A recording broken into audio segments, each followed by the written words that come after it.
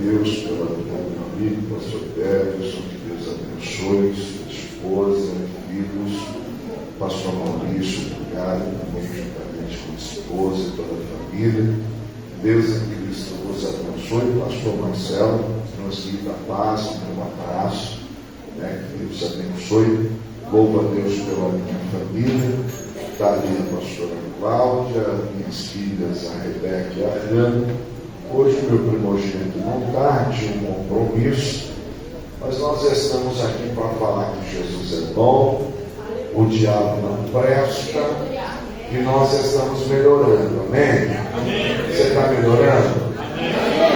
Pergunta para esse crente bonito do lado assim, com aquele carinho, você está melhorando? Pergunta. Ó, você conhece ele melhor do que eu. Então você sabe se essa resposta foi sincera ou não, né? Se ele fez aquela carinha de sonso assim, né? Depois você paga alguma coisa para ele comer e conversa com ele melhor, né? Quer ver? Abra sua Bíblia comigo no tema dessa festa. Eu quero ler convosco Mateus capítulo de número 28, verso de número 6. Que Deus abençoe cada um dos irmãos da D28. Deus abençoe cada um dos irmãos. Deus abençoe. Mateus 28, verso de número 6, diz assim a palavra do Senhor: Ele não está aqui, porque já ressuscitou. Como havia dito, vinde, vede o lugar aonde o Senhor jazia. Amém. O tema de vocês é Ele vive, não é isso? Eu vou contar até 3 e você vai declarar bem forte: Ele vive, tá bom? Vamos lá? 1, 2, 3. Desculpe sua cabeça, oremos mais uma vez. Soberano Deus, eterno e poderoso, te louvo, ó Deus, por essa oportunidade. Pai, fala conosco de maneira que o teu nome seja glorificado para todos sempre. Amém e amém. Glória a Deus. Queridos, o texto na qual é tema dessa festa está inserido em um contexto, há um pano de fundo. E o que é o pano de fundo desse texto?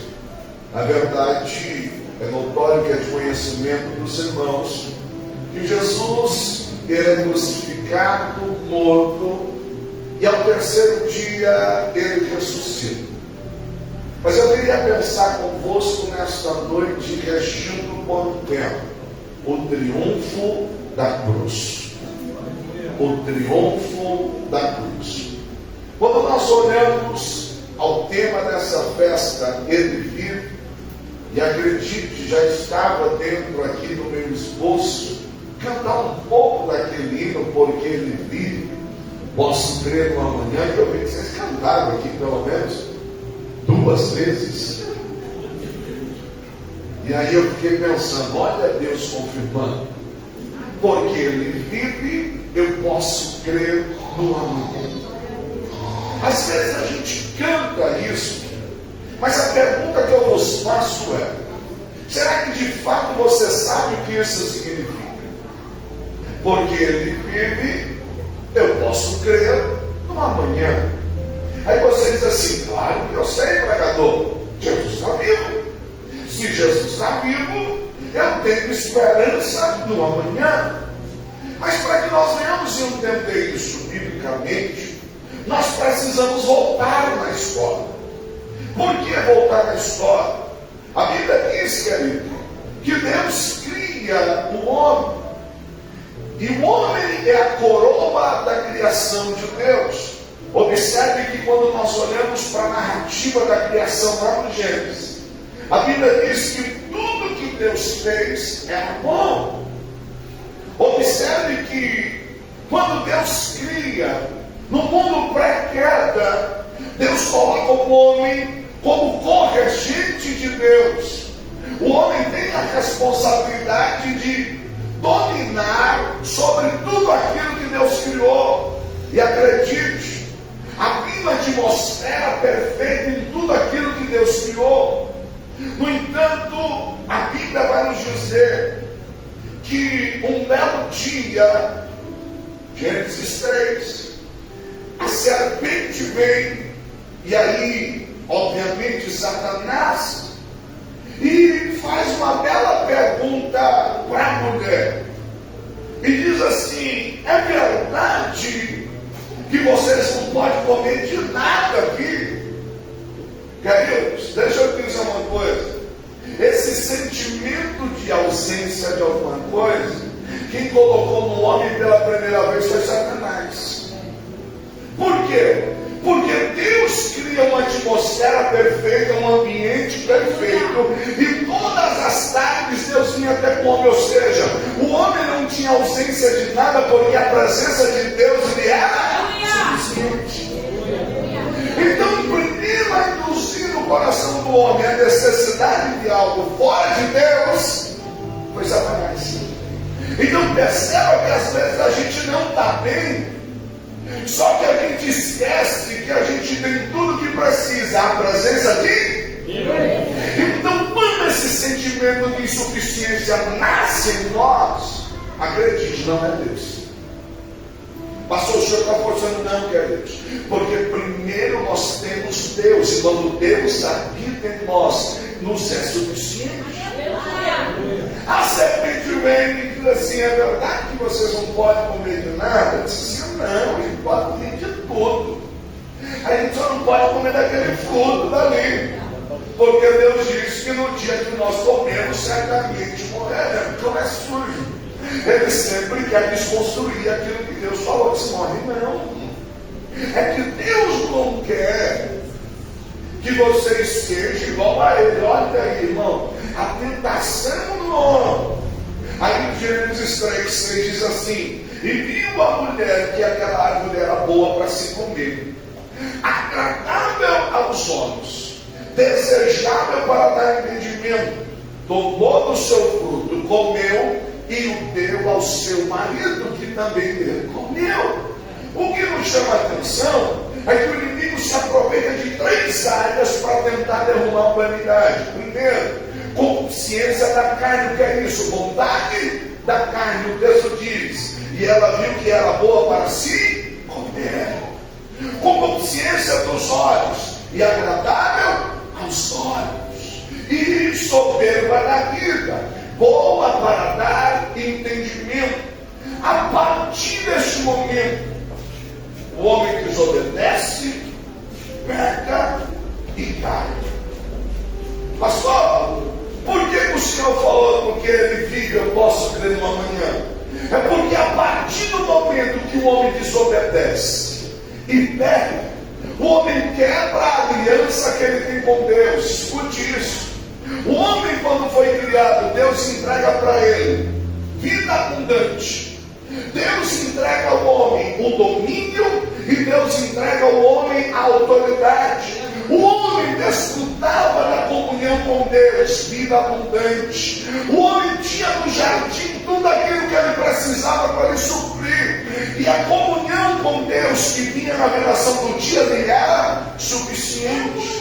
Mas quando Satanás ele induz o homem ao erro, e o homem peca, ele cai, Isaías 59, 1 e 2 diz: eis que a mão do Senhor não está encolhida para que não possa soprar, e nem os seus ouvidos agravados para que não possa ouvir. Todavia, os vossos pecados causam separação entre vós e o vosso Deus.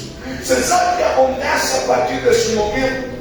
Com a queda da humanidade, um Deus justo, santo, não pode ter acesso ao homem, porque o pecado lhe causa inimizade. Não mais o homem pode habitar no jardim. E aí a gente pensa que expulsar o homem do jardim é castigo. Não, é providência, porque Deus diz para que ele não coma do fruto da vida e seja um eterno pecador. Deus então providencia um escape, diz: vocês não podem mais ficar aqui. Mas antes do homem e da mulher saírem do jardim, Quando Deus começa a dar a sentença, Deus então olha para a mulher e diz: mulher, da tua semente vai nascer um que vai pisar a cabeça da serpente. Eu estou falando para você de Gênesis 3,15. O que é isso, pastor?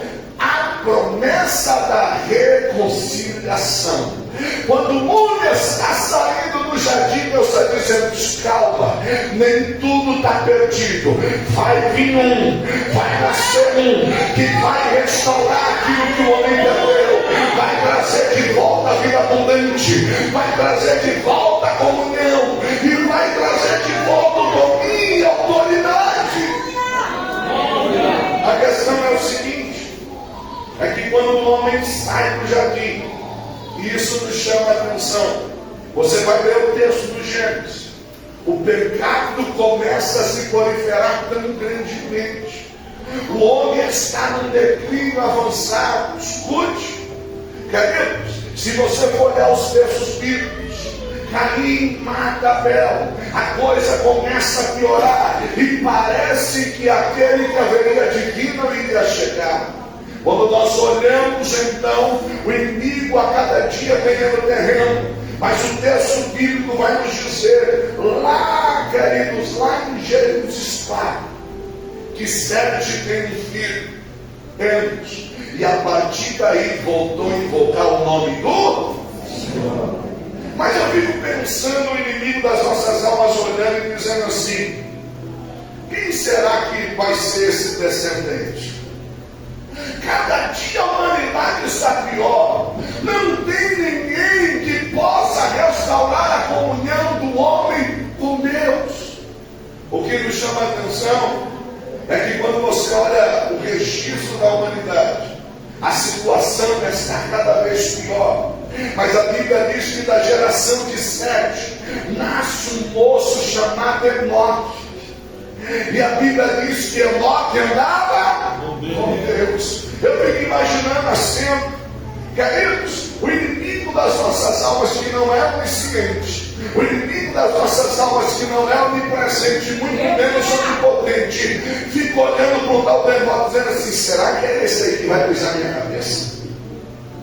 Será que é esse que é o descendente? E eu fico imaginando uma cena, irmão. Enoque lá na terra, a Bíblia diz que Enoque todos os dias da sua vida andou com Deus. Eu imagino coisa ruim, onde a leitura, só para você entender, eu imagino coisa ruim olhando e dizendo assim: rapaz, não sei não, esse é diferente. Esse tem comunhão com o homem lá de cima. E Enoque onde vai anda com Deus. Enoque onde vai anda com Deus. Enoque vai anda com Deus. Eu fico imaginando coisa ruim olhando e dizendo assim: eu acho que é ele. Eu acho que é ele. Mas de repente Deus olha para Enoque e diz assim: ô Enoque, está muito longe. É tão gostosa a nossa comunhão. Enoque, eu queria você mais perto. Enoque, eu queria você mais junto. Aí no capítulo 5, verso 24 diz assim: e Enoque andou com Deus e não apareceu mais, porquanto Deus parecia Enoque vivia no mundo, mas andava com Deus. Enoque pisava na terra, mas andava com Deus. Enoque vivia numa terra corrompida, mas o coração dele pertencia a Deus. Deus olha para Enoque e diz assim: Enoque, vem para cá. Mas e agora? A humanidade ainda está caída. A humanidade ainda precisa de um revigor. Aí vai passando e a Bíblia vai dizendo que a iniquidade do povo vai aumentando, de maneira que o cheiro que sobe a Deus é desagradável. Gênesis 6, Deus olha e diz assim: chega a contaminação dos filhos dos homens com os filhos, com as filhas dos homens com os filhos de Deus, a grande discussão teológica. Um diz é a geração de Sete, outro diz é a geração de Caim. Discussões à parte, Deus olha e diz assim: chega, eu não aguento mais, eu vou acabar com tudo. Aí Deus olha, Gênesis 6, verso 8 e 9, dizendo: tem um moço ali, Noé. A Bíblia diz: Noé era homem justo e íntegro em meio aos seus contemporâneos. Noé andava com Deus. Aí talvez o inimigo das nossas almas olhe e diz assim: será que é esse aí que vai pisar na minha cabeça?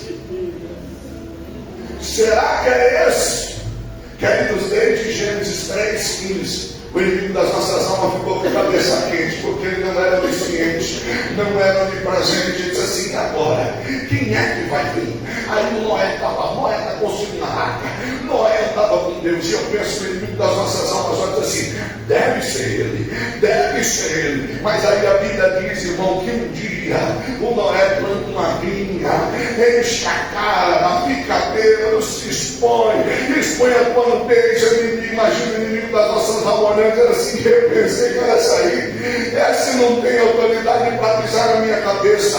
A humanidade começa após o dilúvio crescer, e com ela o pecado. Surge na história um homem por nome Nimrod, e a Bíblia vai chamar de Nimrod caçador do Senhor. Alguém olha e diz assim: deve ser esse Nimrod, é valente. O que as pessoas não sabiam é que Nimrod se torna opositor ao Senhor. Nimrod põe no coração: vamos construir uma torre que toque aos céus, vamos betoná-la, vamos fazer os tijolos. Por quê? Porque se vier no outro dilúvio, nós estamos preparados. Os deuses não podem nos impedir. Deus olha lá de cima e diz assim: coitado de você, desçamos, confundamos. Deus desceu, confundiu, e a torre caiu. A maior tolice do homem é pensar que edificação terrenas podem tocar o céu. Não, para tocar o céu tem que vir do céu. Para tocar o céu tem que vir do céu. É por isso, irmão, que lá em Babel eles falavam e ninguém entendia. Falavam porque edificação terrena não toca o céu, mas Pentecoste diz que eles falavam língua diferente e todo mundo entendia. Por quê? Porque Pentecoste veio do céu. De repente veio do céu. Nimrod não podia pisar na cabeça da serpente. E aí a Bíblia vai dizer que o tempo vai passando. Só que em Gênesis 12, vai até Gênesis 11. Gênesis 12, a Bíblia diz que Deus pega Abraão pela mão e sai andando com ele pela terra. E diz: Abraão, sai da tua terra, da tua parentela, da casa de teus pais, porque Abraão de ti eu farei uma grande nação. E Abraão sai. Eu fico imaginando o inimigo das nossas almas olhando: deve ser esse tal de Abraão. Será que é esse tal de Abraão que vai pisar na minha cabeça? Mas a Bíblia diz que um dia Abraão está descendo com Sarai para o Egito, e ele diz para ela assim: escuta, filha, deixa eu te falar um negócio. Você é muito bonita, eu já estou velhinho. Vamos fazer o seguinte: chega lá, você diz que é minha irmã, não diz que é esposa. Eu fico imaginando o inimigo de longe dizendo: mentiu, não pode pisar na minha cabeça, não tem autoridade para pisar na minha cabeça. Abraão não pode, era homem de fé, o pai da fé, mas não podia pisar na cabeça da serpente. Se não é o Abraão, havia uma promessa sobre Abraão, e qual era? O seu descendente, toda a sua descendência, toda a família da terra sempre abençoada. Nasce o Ismael. Dá uma confusão, ele diz assim: esse aí não é. Sim, mas a promessa era o Isaac. Então deve ser esse que vai pisar na minha cabeça. Deve ser ele. O Isaac começa bem, mas ele começa também a seguir pelo caminho do pai. O pai mentiu, ele mente também. Aí eu penso que o inimigo olha e diz assim: esse Isaac também não tem autoridade para pisar na minha cabeça. Mas algo deixa o inimigo de cabeça quente. O que é? Quando Abraão, em Gênesis 22, está levando o menino Isaac ainda da região do Moriá, ele sobe um monte, e quando ele vai descer o cutelo, o anjo do Senhor para ele diz assim: não faça isso, porque eu provi o cordeiro. Aqui uma profecia messiânica: o cordeiro haveria de vir para pisar a cabeça da serpente. Mas se não é pisar, então quem deve ser? O Isaac tem 2 filhos. Primeiro a nascer Esaú. Talvez o inimigo das nossas almas olhe e diz assim: deve ser esse tal de Esaú. Só que quando ele olha para Esaú, negociando a primogenitura, vendendo aquilo que ele tinha de mais valioso, e Hebreus diz que nem com lágrimas ele buscou, porque não achou nele lugar de arrependimento. Eu penso que o inimigo da risada diz assim: esse também não pode pisar na minha cabeça. então deve ser o Jacó. Esse piorou, enganou o pai, enganou todo mundo,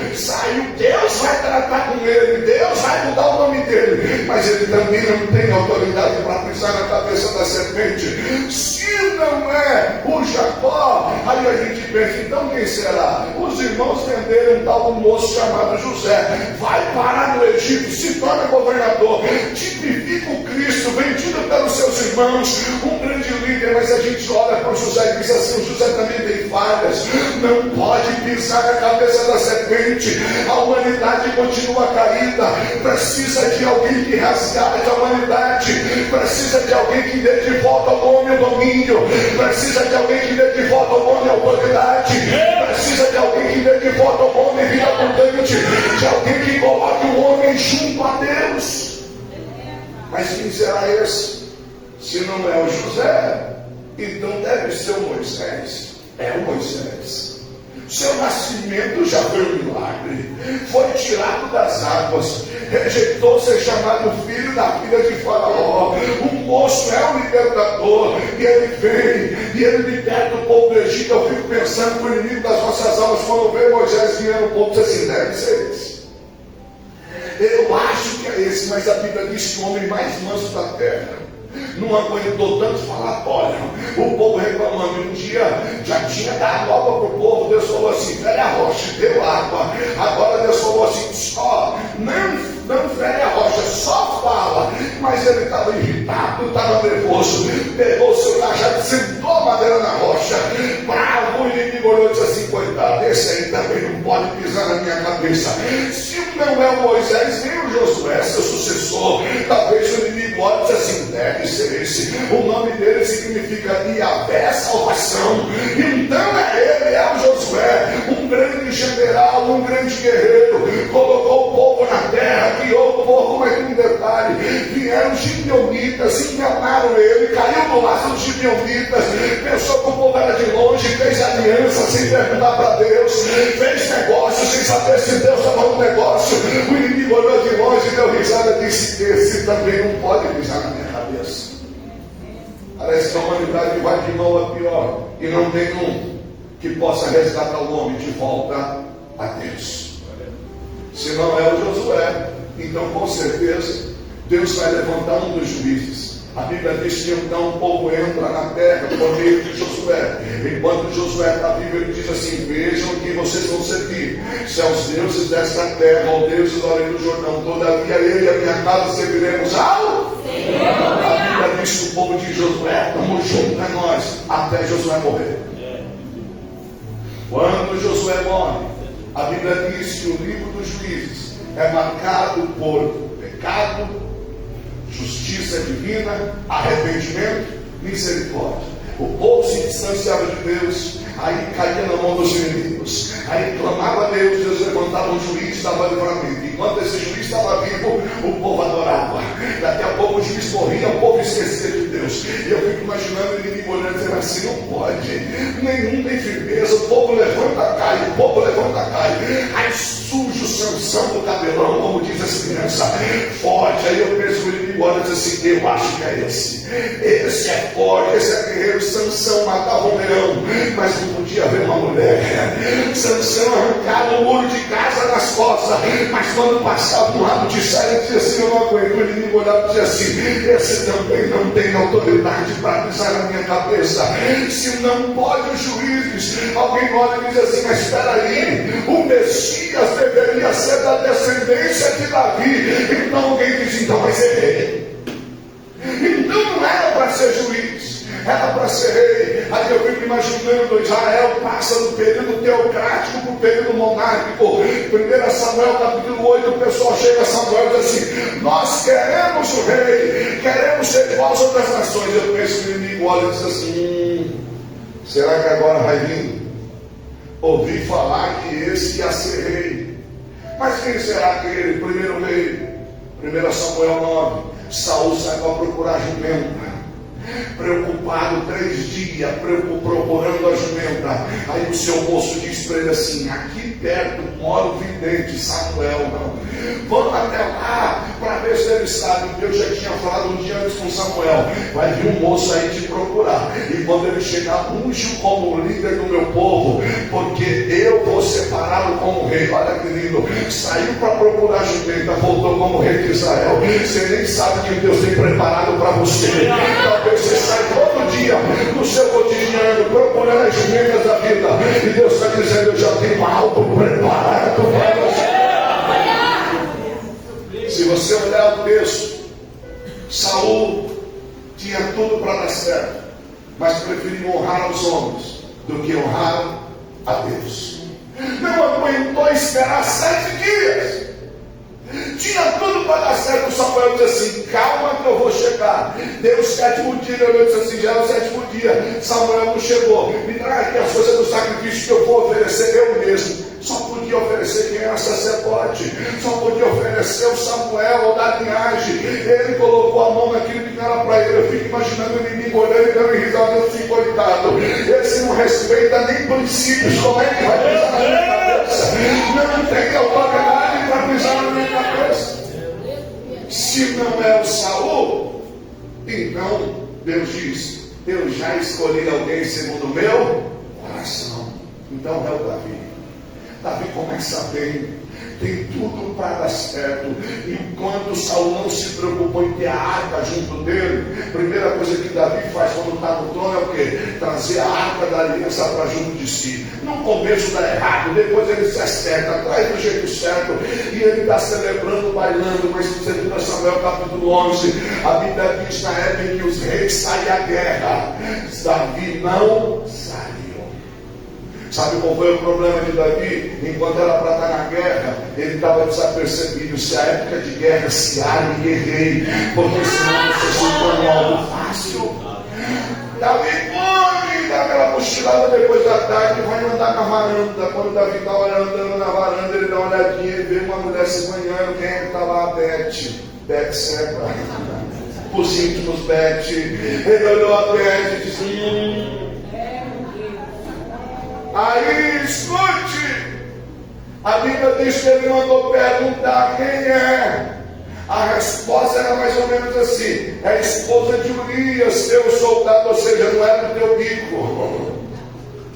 Só que a Bíblia diz que Davi não apenas desejou, mas ele tomou e caiu com ela. Eu fico imaginando o inimigo das nossas almas dizendo assim: é segundo o coração de Deus, é um adorador, mas deu brecha, não tem autoridade para pisar na minha cabeça. Se não é o Davi, nasce de Davi. A partir de Betseba, Salomão. O seu nome tem a ver com paz. A Bíblia diz que o seu reinado foi de paz, um reinado muito próspero. Eu fico imaginando ele me olhando, vendo Salomão edificando o templo e adorando o Senhor. Eu pensei, ele disse assim: é ele.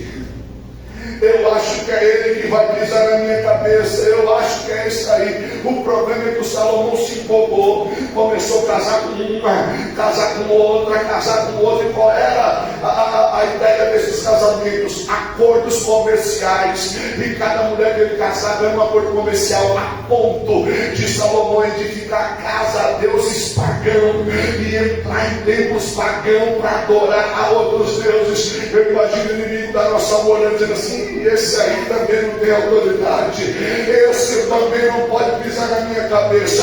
Se não é Salomão, talvez seja o filho dele, Roboão. Aí quando Roboão assume o trono, ele chega para os amigos dele de balada e diz assim: escuta, eu preciso dar um conselho lá para o povo, o que é que eu faço? Mas peraí, antes de vocês falar, deixa eu perguntar para os anciões, conselheiros do povo, assim: escuta, o teu pai com essa ideia de construir, sobrecarregou o povo. Faz o seguinte: alivia a carga, diminui os impostos, diminui o fardo, e você vai ter sempre o povo com você. Isso é legal. Agora vou perguntar para os meus amigos de balada: nunca leram a Bíblia, nunca estudaram, mas tem conselho para me dar. Olha aí, o que eu faço? Chega lá diante do povo e diz assim: se o nome do meu pai era grosso, meu dedo mindinho é mais grosso que o dedo do nome do meu pai. Se o meu pai feria com vocês com açoite, se prepare, porque a partir de agora vai ser com o escorpião. Faz isso e você vai ter o povo com você. Olha, irmão, preferiu dar ouvido à opinião do que quem tinha conselho. Tem muito jovem quebrando a cara. Em vez de dar ouvido a conselho, está seguindo a opinião de quem não tem autoridade. Primeiro discurso de Roboão. Olha que lindo. Ouviu os jovens. Naquele dia, a Bíblia diz que o reino dividiu. 10 tribos para um lado, 2 tribos para o outro. 10 tribos, reino do norte. Quem vai governar essas 10 tribos? Jeroboão. Roboão fica com 2 tribos. Escute, a partir de agora a nação tem reino do norte e reino do sul. Olha o inimigo olhando dizendo assim: de qual lugar que vai vir? Quem é o rei que vai pisar na minha cabeça? O problema é que o reino do norte teve 19 reis, nenhum prestou. Só tranqueiro, entrava um pior que o outro. Reino do sul, vinha um rei bom, daqui a pouco vinha um ruim. Daqui a pouco levantava-se um bom, daqui a pouco esse cara bom se desviava e se perdia. E eu fico pensando no inimigo das nossas almas, olhando o mundo debaixo do pecado, olhando o mundo longe de Deus e dizendo assim: lá no Éden eu destruí o plano de Deus, lá no Éden eu acabei com o projeto de Deus, lá no Éden eu tirei tudo aquilo que Deus fez. Mas enquanto o inimigo celebrava, Deus levanta os profetas, profeta Isaías, capítulo 7, verso 14, diz assim: portanto o Senhor dará um sinal, ele se uma virgem conceberá e dará a luz a um filho, se chamará o seu nome Emanuel. O inimigo talvez ouve o profeta e diz assim: deu ruim, pensei que estava ganhando, mas parece que ele ainda vai chegar. De repente Isaías solta um outro oráculo, capítulo 9, versos 6 e 7. Ele diz assim: porque um menino nos nasceu, um filho se nos deu, o principado está sobre os seus ombros, e se chamará o seu nome maravilhoso conselheiro, Deus forte, Pai da eternidade, príncipe da paz. Aí ele vai dizendo assim: olha, do trono de Davi ele vai vir no rebento de Davi. O inimigo está olhando e está dizendo: ele ainda não nasceu, ele vai chegar. Parece que quando Isaías se cala, Deus levanta um profeta com o nome Zacarias, dizendo assim: ele ia ser rei, mas também vai ser servo. Aí Zacarias no capítulo 9, verso 9 diz assim: alegra-te, ó filha de Sião, exulta, ó filha de Jerusalém, eis que o teu rei virá a ti, justo e salvador, pobre, montado sobre um jumento, sobre um jumentinho, filho de uma jumenta. Aí o inimigo olha e diz assim: já sei, ele vai entrar montado no jumento. A questão é que quando parece que tudo está perdido, Deus levanta o profeta Malaquias. E Malaquias é o último profeta do período interbíblico. E Malaquias vem e ele diz assim: eis que aquele dia vem ardendo em ira, mas para vós que temeis ao Senhor, nascerá o sol da justiça. Malaquias no seu capítulo 13 ele diz que o Senhor antes disso enviará o seu anjo, que preparará o caminho adiante de vós. A grande questão é que Malaquias fecha-se a cortina, e aí a gente tem um período conhecido como um período interbíblico, que são aproximadamente 400 anos de um silêncio profético. Como assim, pastor? Deus não trabalhou na história? Deus trabalhou, obviamente. Deus já tinha mostrado ao profeta Daniel tudo aquilo que iria acontecer. Mas dentro desses 400 anos, você não tem um escrito de um profeta. Malaquias é o último. Só que quando parece que está em silêncio, o mundo cada vez se deteriorando, governantes como Alexandre o Grande ou Alexandre o Magno dominando, morre os seus 4 generais, do Império Romano surgindo e assumindo o poder. Quando tudo está perdido, um velhinho chamado Zacarias casado com uma mulher chamada Isabel, tinha desejo de ter um filho, mas Isabel era estéril, avançado já em idade. Aí a Bíblia diz que lançou-se sorte, e a sorte cai sobre o Zacarias, que era do turno de Abías. E quando ele entra para oferecer incenso no altar do incenso, a Bíblia diz que Gabriel está à direita do altar, só esperando ele. E quando ele entra, diz assim: rapaz, estava te esperando. Para quê? Para te dizer que a tua oração foi ouvida. Isabel, tua mulher, dará à luz a um filho. E esse menino vai ser diferente. Ele não vai poder beber vinho, ele vai ser nazireu ao Senhor. Por quê? Porque ele vai preparar o caminho do Messias. O Zacarias, em vez de crer, porque o anjo dá até o nome do menino, ao invés de ele crer, ele duvida e diz: como é que isso vai acontecer, visto que eu já sou avançado de idade e minha mulher estéril? Como é que isso vai acontecer?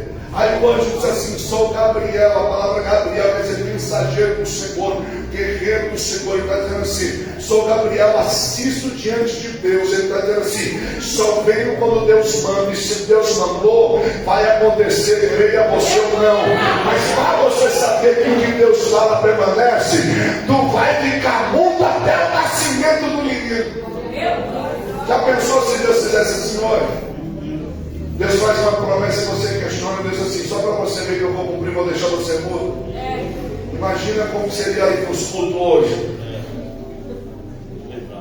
Ele sai, ele demora no tabernáculo, no templo, e o povo está preocupado. O povo está dizendo assim: certamente ele fez alguma coisa, aconteceu alguma coisa, ele viu alguma coisa. Aí ele sai, não pode falar, ele tinha que dar a bênção harmônica lá. O Senhor te abençoe de guarda, faça resplandecer o seu rosto sobre ti, te dê a paz. Olha ele, 6 meses depois, o mesmo anjo vai numa comunidade, um vilarejo. Há uma jovem que não tem mais de 16 anos, historicamente alguns dizem que possivelmente ela tem 14, e chega para ela e diz assim: você foi escolhida, não que você tenha graça para dar a alguém, mas a graça te alcançou, e você vai ser a mãe do Messias, do Machias. Diferente do Zacarias que duvidou, ela diz assim: como é que isso vai acontecer, visto que eu não conheço varão, eu sou virgem? Sabe o que ela está preocupada? Ela está dizendo assim: que pode acontecer, eu sei que pode, o Senhor falou, eu só não sei como é que vai rolar. Diz assim: fica tranquilo, a virtude do Altíssimo vai vir sobre si, e o Espírito do Senhor vai te envolver, e o que de ti nascer, ele será o Salvador do mundo, porque para Deus não há nada.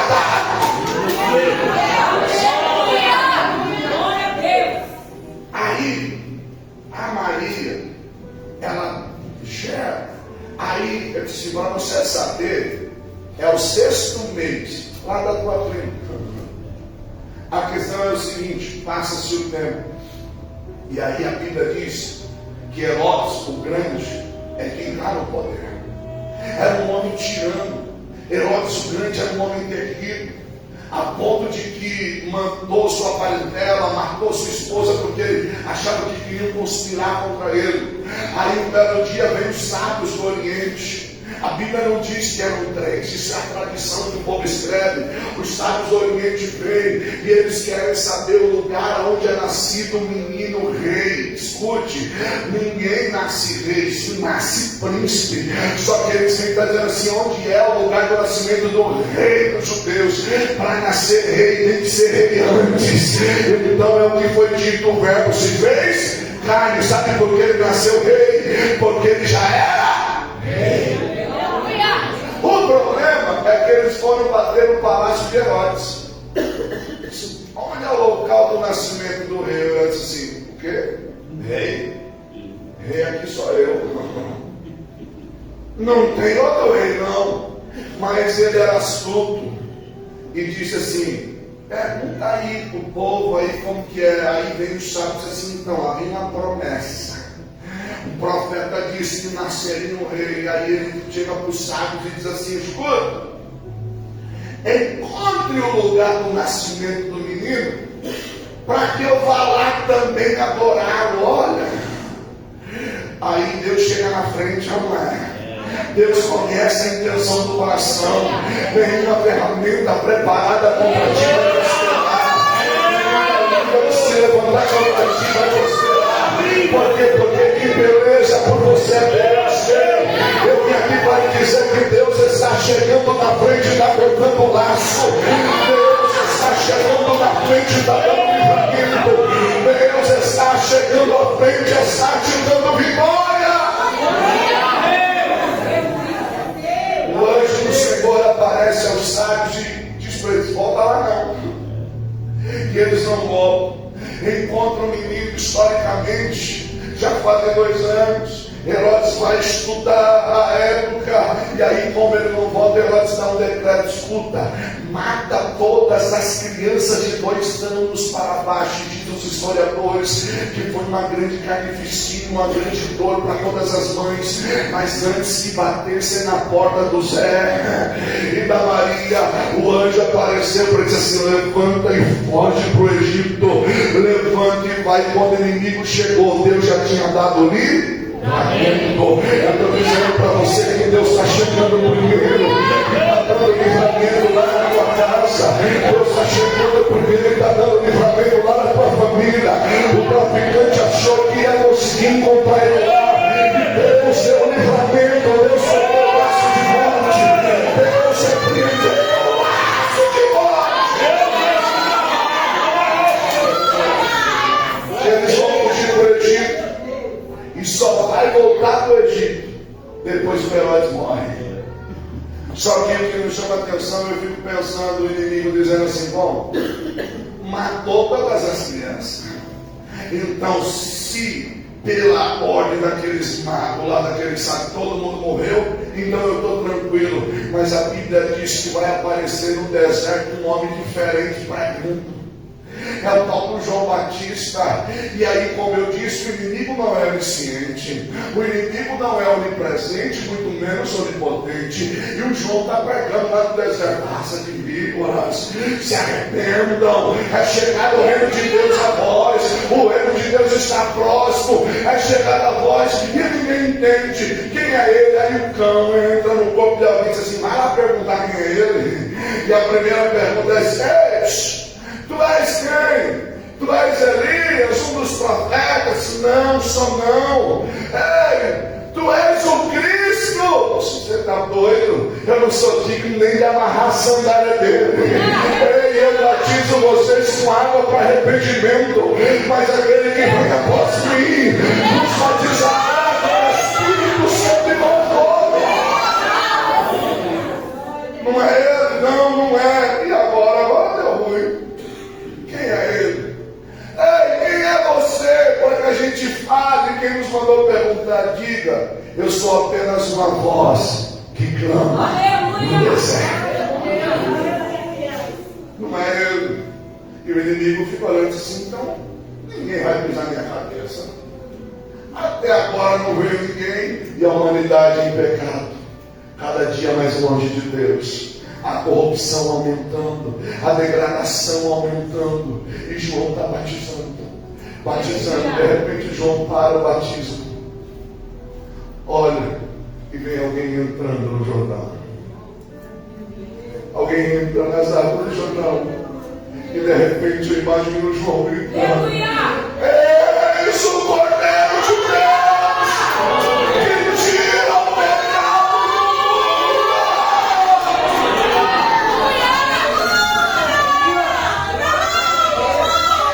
Ele chegou. Ele chegou.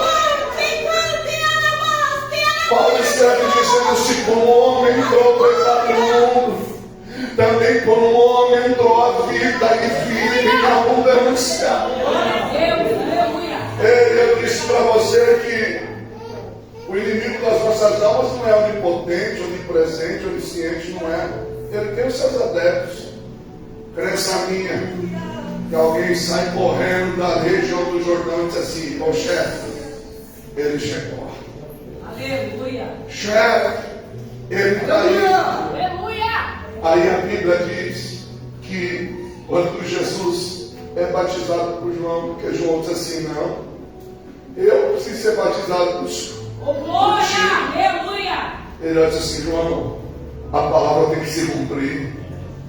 Quando ele levanta das águas do batismo, uma voz do céu diz, este é o meu filho amado, em quem eu tenho prazer. O Espírito Santo informa quando olha uma pomba ou coisa ruim, é avisado, ele chegou. Aí a Bíblia diz, e o Espírito do Senhor o conduziu para o deserto. Ó, coisa ruim, diz assim, deixa, que agora é parada comigo. Eu derrubei um lá no jardim, derrubar um no deserto vai ser mais fácil. Se um no jardim caiu, imagina no deserto. Aí ele vai usar a mesma estratégia. Primeiro, consciência da carne. Jesus está em jejum e ele diz assim, se tu és o Filho de Deus, transformas essas pedras em pães. Observe uma coisa, Deus acabou de declarar lá no batismo, este é o meu Filho amado. A mesma estratégia, por quê? Porque lá no Éden, no jardim, ele duvidou, colocou em dúvida aquilo que Deus falou. Você come de tudo, menos ali. E agora a mesma estratégia.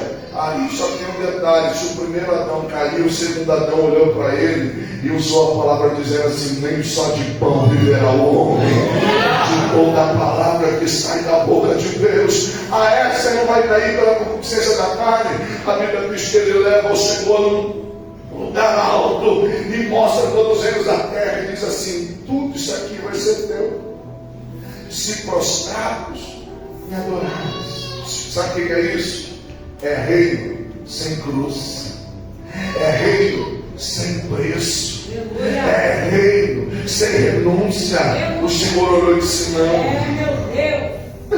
Ah, mas tudo isso aqui será teu se prostrado me adorar. E aí ele está dizendo assim: você nunca leu, somente ao teu Deus adorarás, e somente a Ele prostrado. Você está usando a palavra, então também vou usar a palavra. Levou ele no ponto mais alto do templo e disse assim: lança tudo aqui embaixo, porque está escrito: aos seus anjos dará ordem ao teu respeito. Mas olha, ele venceu pela palavra, mas também está escrito: não tentarás o Senhor teu Deus. Jesus venceu, e parece que Jesus venceu o primeiro round. Aí o inimigo disse assim: então tá bom, eu pego ele de outro jeito. Entrou no coração de Judas, e Judas decidiu vender Jesus. Mal sabia ele que aquilo que estava escrito tinha que se cumprir. Jesus, sabendo da sua hora, sabendo que haveria de passar, vai para o jardim do Getsêmanis orar. Leva 3 com eles. Um deles, na última ceia, disse que estava pronto. Disse assim: Senhor, porque quando Jesus disse assim: olha, prenderão o pastor e as ovelhas ficarão dispersas. O Pedrão olhou e disse assim: só se for eles, eu estou pronto. Eu estou pronto para ir contigo, fosse necessária a morte. Aí eu penso que Jesus olhou e disse assim: sabe de nada, inocente.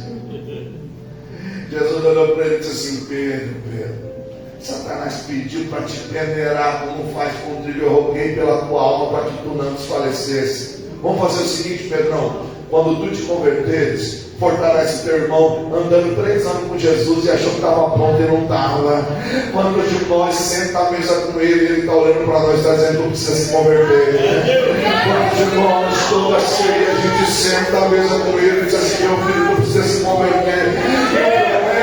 Não é precisar se converter, o problema é achar que está pronto, é achar que é melhor que os outros, é achar que só você sabe cantar, é achar que só você sabe reger, é achar que só você sabe pregar. E ele está olhando para nós: se não fosse eu rogar pela tua vida, tu já tinha caído faz tempo.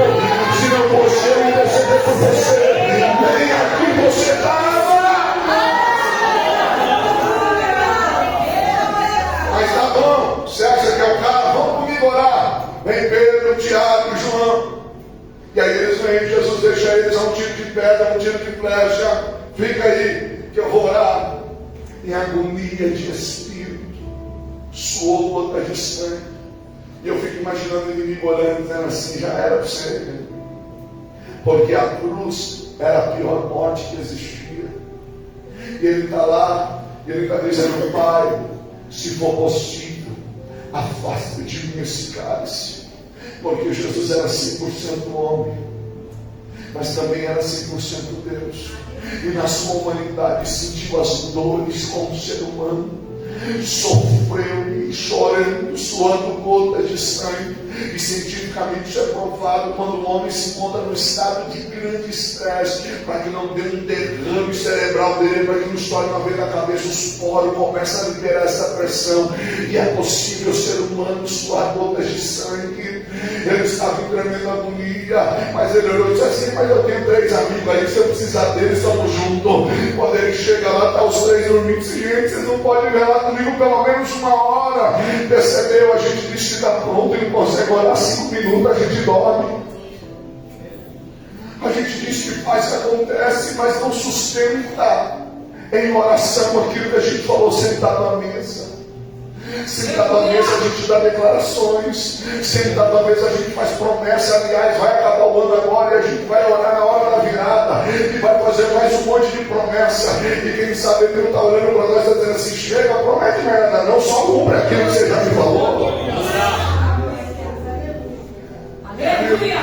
Glória a Deus. E quando de repente entra o Judas e com um beijo o trai. E ele olha para ele e diz assim: amigo. Jesus nunca foi hipócrita. Jesus olhou para o Judas, sabia que era o Judas, porque ele já tinha declarado antes: aquele que põe a mão comigo ao prato vai me trair. Ele sabia. Mas isso não impediu de chamá-lo de amigo. Porque Jesus não deixou de ser quem ele era, porque o outro mudou com ele. Se fosse eu e você, sabe que a gente olhar para o Judas e dizer assim: traíra. Mas ele olhou e disse assim: não, amigo. Você nunca deixou de ser meu amigo. Eu não sei o que eu represento para você, mas para mim, você nunca deixou de ser meu amigo. Sabe o que eu acho lindo nisso? A gente trai ele. A gente fala que vai fazer, não faz. A gente promete, não cumpre. A gente diz assim: não, eu vou ser o melhor de mim, Senhor, tal. E aí a gente não sustenta sentado aquele que falou em pé. Mas ele continua olhando para mim e para você, dizendo assim: mas você não deixou de ser meu amigo. Você é o meu amigo. E aí o que me chama a atenção, querido, é que ele é levado à cruz. Mas antes disso, ele é judiado, levado ao julgamento. E talvez o inimigo está rindo, está dizendo assim: esse era aquele que ia pisar na minha cabeça? Sério? É esse? E alguém vem e diz assim: ei, por que você não desce ele na cruz? Por que você não desce? Porque tinha um propósito. Aleluia. Paulo escrevendo diz assim: mesmo santo Deus não teve por usurpação ser igual a Deus, antes esvaziou-se a si mesmo. No grego é kenosis, ou seja, é o esvaziar-se sem deixar de ser. Esvaziou-se a si mesmo e foi obediente até a morte, e morte de cruz.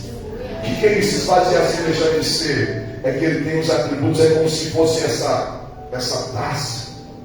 Eu esvazio o líquido que há dentro, mas ela não deixa de ser uma taça.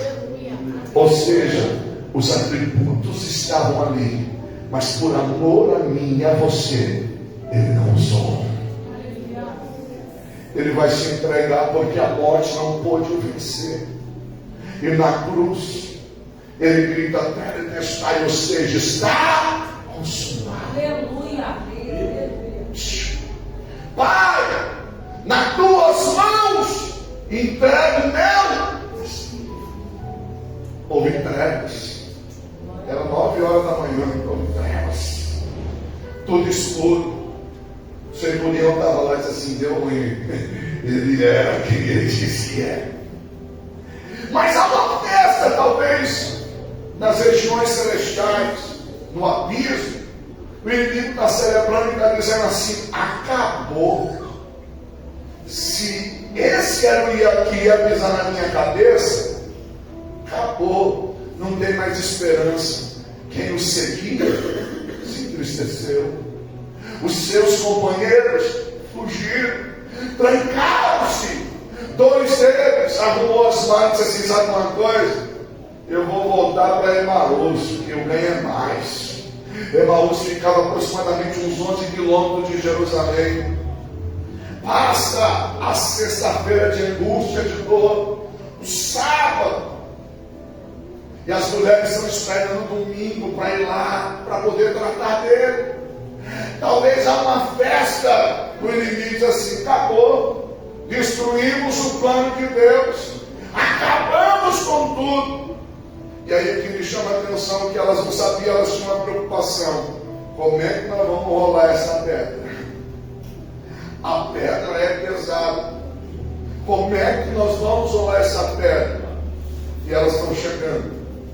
Elas dizem: eu não sei o que vai ser, mas vamos lá. E quando elas chegam, a pedra foi rolada. Há um varão de branco que está dizendo assim: por que vocês estão procurando o que vive? Ele não está mais aqui. Ele ressuscitou. Mas cadê ele? Ele deu um recado aí. Disse que ia encontrar com vocês lá à frente. Só que tem um detalhe: tem 2 deles que estão indo embora, desistiram de tudo. Enquanto o Pedro estão indo embora para Emaús, não sai correndo porque as mulheres falaram que o túmulo está vazio, e eles estão correndo para lá porque eles têm uma preocupação: roubaram o corpo dele, roubaram o corpo dele. Aonde é que ele está? Encontrar com 2 que estão indo embora, aos 2. Hoje já é o 3º dia, nada aconteceu. Lucas 24, lá depois está olhando. Nada aconteceu. E nós aí, ele encosta alguém que parece um forasteiro. Diz assim: amigos, o que vocês estão conversando aí? Aleluia. Grosseiro. Você não é daqui não? Não está sabendo o que está acontecendo? Olha a terapia de Jesus. Jesus deixa a gente falar. Não, fala. É porque hoje é já o 3º dia, e o Cristo, o Jesus, e nós achávamos que era ele, e ele andando do lado. Mais ou menos assim, não é o texto, Vocês não lembram o que ele falou por meio dos profetas? E começou, desde o Antigo Testamento, começou a falar do profeta. Aí vai chegando em Emaús, aí o texto diz que ele faz de conta que vai. Aí ele já disse assim: fica, Senhor, já se faz tarde. Ele entra. Por quê? Porque ele só entra se for convidado. Quem mete o pé na porta e quem entra pela brecha é Satanás. Ele só entra se for convidado. Você já convidou ele? Ele entrou. Escute, quem partiu o pão era o anfitrião, aquele que recebia, essa era a cultura. Mas de alguma forma chamou a atenção daqueles homens, e eles pegaram o pão e disseram assim: nos dá honra. Aí quando ele pega o pão e parte o pão, a escama dos olhos caíram. E quando eles reconheceram que era Jesus, eles disseram assim: bom, a minha obra aqui está feita, subiu. Eu vou encontrar o resto da minha turma. E ele vai, e eles estão escondidos dentro de uma casa trancada. E ele entra. Tente alguma coisa para comer. Jesus está precisando de si. Senhor, é o Senhor, é o Senhor, é o Senhor. É aquele que veio para restaurar o homem a vida abundante, para restaurar o homem a autoridade, e para restaurar o homem o caminho de volta a Deus. O apóstolo Paulo, escrevendo a Timóteo, diz: porque há um só mediador entre Deus e os homens, Jesus Cristo, homem. Eu contei toda essa história para você só para concluir o seguinte: você sabe por que você canta? Porque vivi e posso crer no amanhã? Porque lá na cruz, de braços abertos, de um lado ele segura a mão de um Deus que o pecado causou divisão e Deus não podia tocar no homem com o pecado. Do outro lado ele segura a mão de uma humanidade caída e de braços abertos ele diz: eu sou o caminho, eu sou a verdade e eu sou a vida. Ninguém vem ao Pai senão por mim. Quando ele diz está consumado, ele está dizendo: eu te entrego de volta a comunhão com Deus, eu te entrego de volta a minha mente, eu lhe dou poder e autoridade.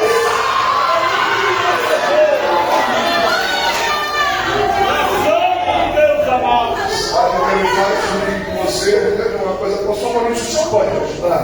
Vem aqui por gentileza. Pastor Maurício vai ficar aqui.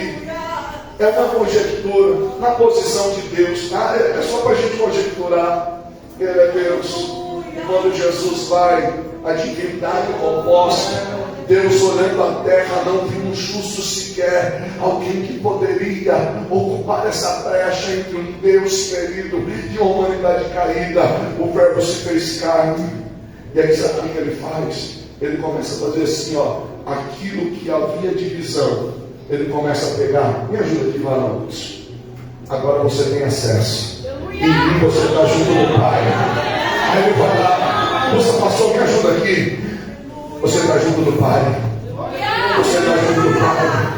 E aí sabe o que ele veio fazer? Resgatar a humanidade. Ele vai dizendo, e aí deixa eu ficar aqui no meio. A humanidade não conseguia chegar até Deus, mas Jesus veio, encurtou o caminho e disse: em mim vocês têm acesso a Deus. Aí a gente pode dizer: porque Ele vive,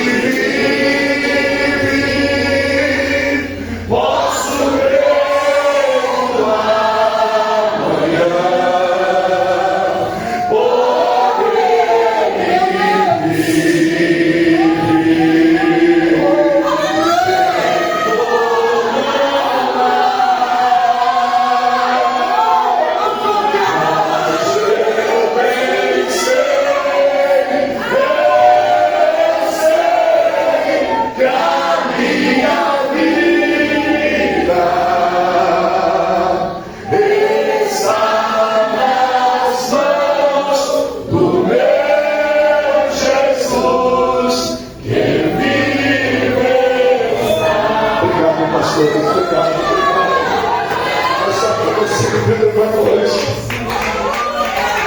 Por causa dele,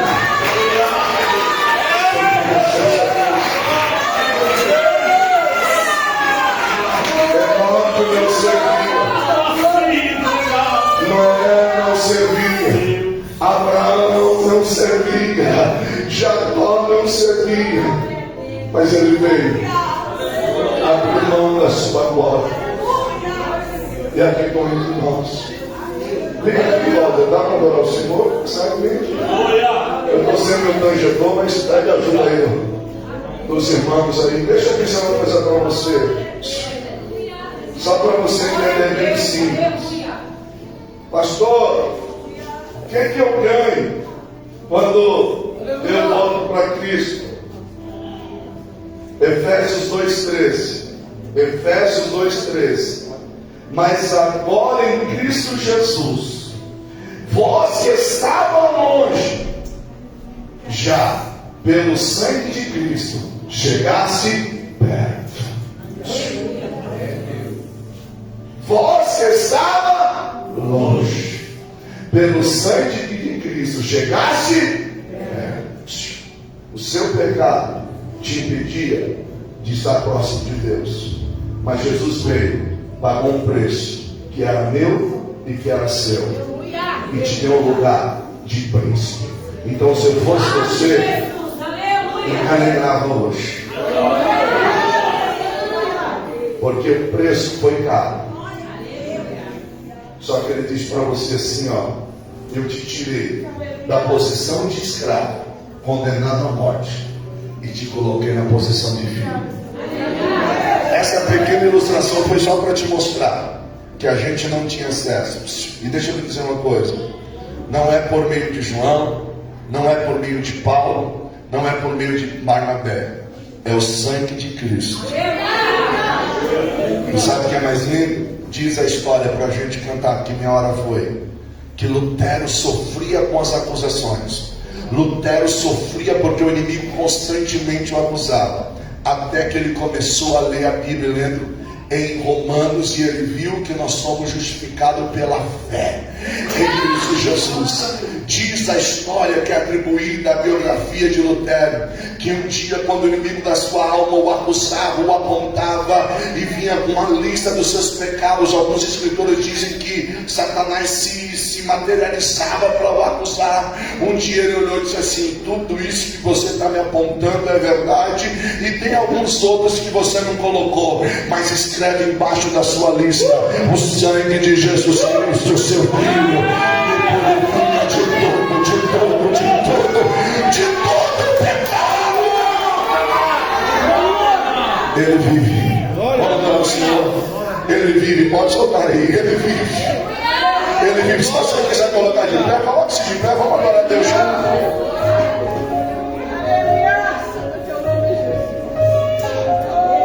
Ele vive. Ele vive. Se eu fosse você, eu abraçava com Deus, porque não tem mais barreira. O acesso em Cristo Jesus está liberado.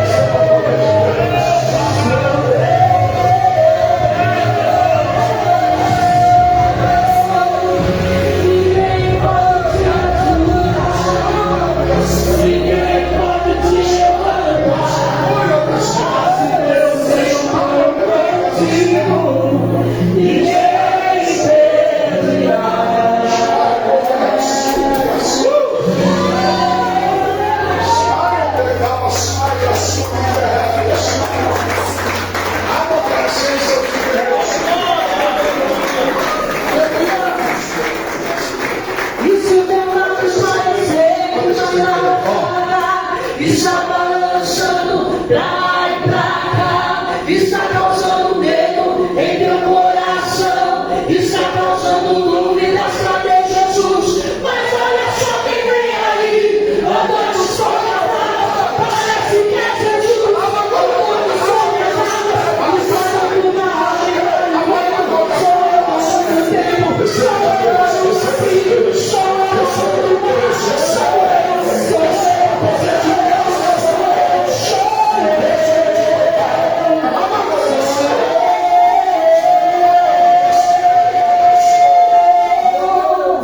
ninguém pode te ajudar, ninguém pode te ajudar, mas se Deus tem contigo, ninguém pode.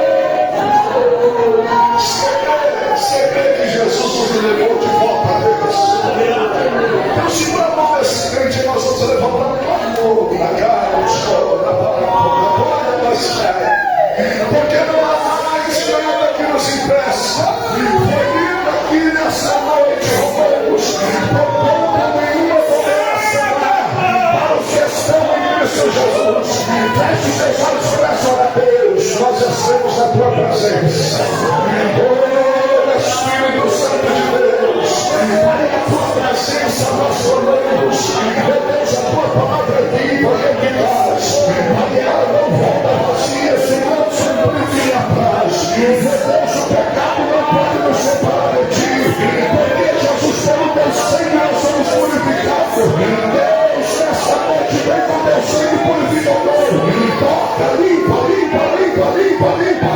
Deus, batiza, sopra no teu Espírito, que haja um avivamento nessa noite, que haja para daquela batalha da cabeça. Você queria palavras, você queria ter todo o Espírito, deixa precisar, você queria não ter renovado, seja renovado agora, seja tocado agora. Deus vem do céu, sopra Espírito, sopra sobre nós. Porque Ele vive, posso crer no amanhã. Porque Ele vive.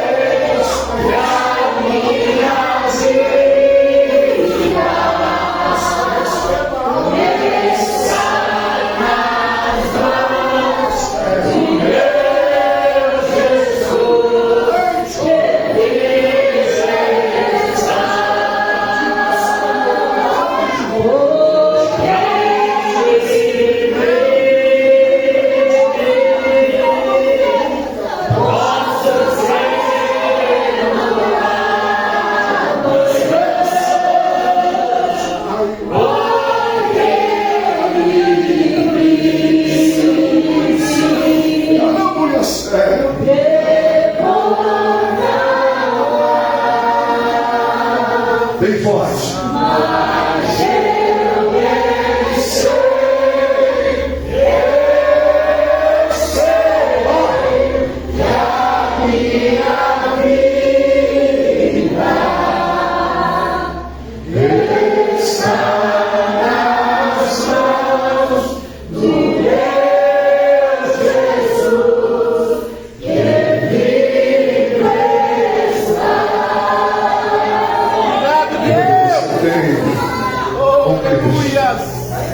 Eu preciso entregar o microfone porque eu passei.